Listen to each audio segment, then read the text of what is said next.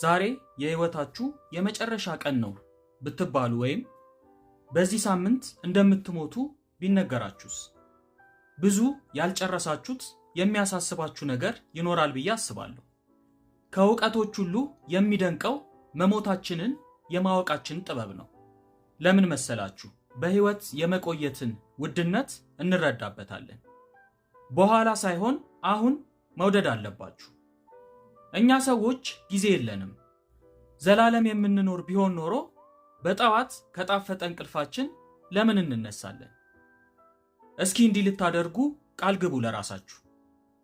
ነገ በህይወት ሊኖሩ እንደማይችሉ እስከ ዘላለም ሊለዩአችሁ እንደሚችሉ አስባችሁ የምታገኟቸውን ሰዎች፣ ጓደኞቻችሁን፣ ቤተሰቦቻችሁን ሁሉ ስታናግሯቸው ደስታ ሊሰጧቸው የሚችሉትን መልካም ቃላት ብቻ ተጠቀሙ።